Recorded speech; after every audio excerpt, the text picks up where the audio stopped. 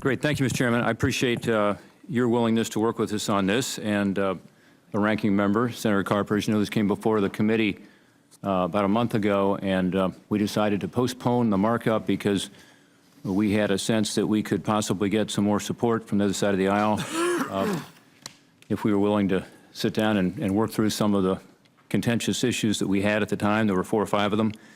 I've worked with Sean Donovan a lot at OMB on those issues, as well as Senator Carper.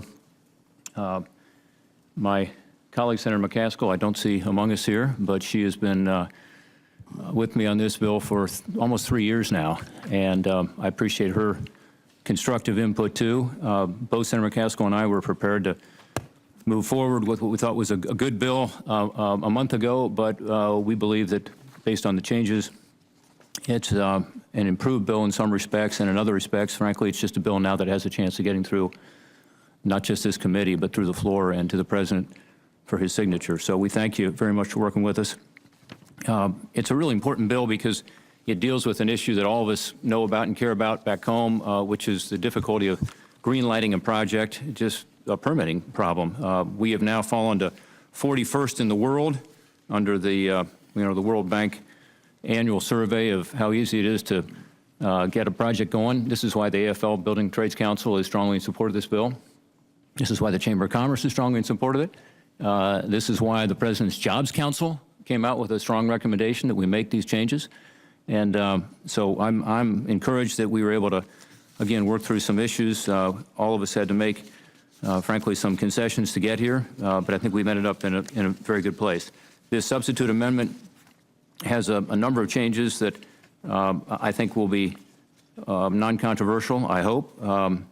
And when Chairman Johnson would like me to, I'll just whip through the changes quickly. Is that appropriate now? Okay. Your other 5 amendments, or you want to do those? No, I think we just do the first one first, if that's okay, because I think the others would be even less controversial, and maybe we can do those quickly. But bottom line is we have changed some of the provisions in the bill, again, to accommodate some of the concerns. One is we've changed it from requiring this to apply to projects of $25 million in investment to those requiring $200 million in investment. This is an attempt, frankly, to just target this on these projects that really need streamlining most urgently. It does contain a safety valve to ensure that other complex projects that don't meet that dollar threshold would still be covered. So I'm comfortable with that, and I think Senator McCaskill is as well, that we're really focusing this on those projects that are most important. Second, it does replace OMB as the Chief Permitting Officer. This is something OMB felt very strongly about.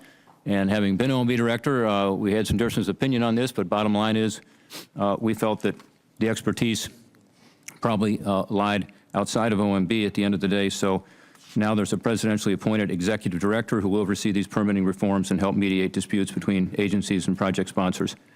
Senator McCaskill, I talked about you earlier, so I'm glad you're here. I could feel it out in the hallway. Yeah, well, Progress being made. we talked about the fact that you've been a constructive partner in this, and we think we've gotten to the point where this can be broadly supported by the committee.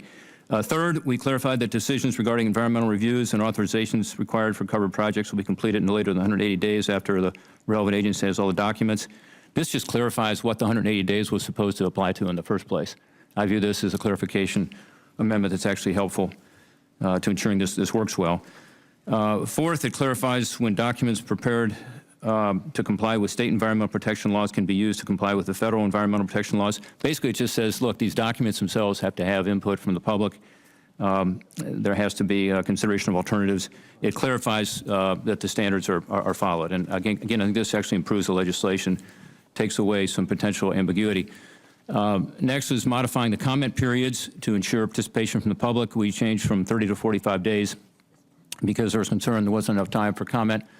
I think that's fine, but it kept the cap at 60, which I think is really the important part of the underlying legislation. It also requires agencies to designate chief permitting environmental review officers.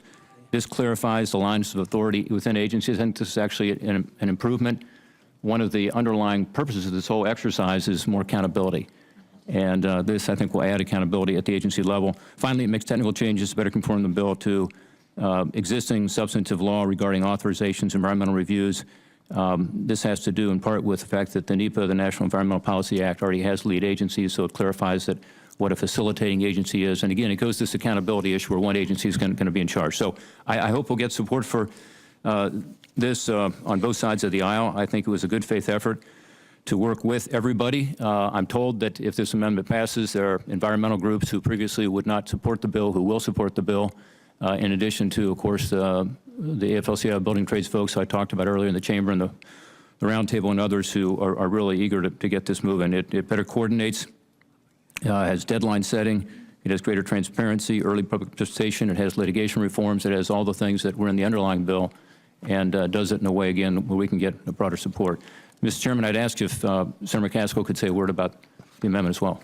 Oh, happy to. Let me just couple seconds here. I want to thank you for your good work on this.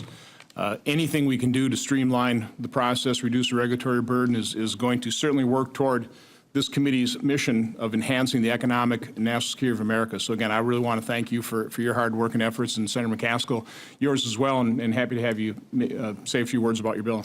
Well, I just would ask all the members of the committee to help us get this across the finish line. There's an amazing amount of good work that's done around here that never sees the light of day. I really want to thank Senator Carper. While Senator Portman and I at times wanted to go, in the long run, your willingness to drive towards a compromise that can be accepted by everyone is really what this place is supposed to be about. And this represents, I think, incredibly good work. It's not sexy, and it's probably never going to lead the evening news because, after all, it's about permitting. But this is really what we should be doing, and I'm really proud to have been part of it. I want to thank Senator Portman for his willingness to work and compromise, and I know some of the compromises were not easy for him, just like some of them weren't easy for me, but we managed to figure out a way to get it done, and I'm proud of this effort, and I hope everybody will help us prevail upon the leadership of both parties to prioritize this and get it finished. Thank you, Mr. Chairman.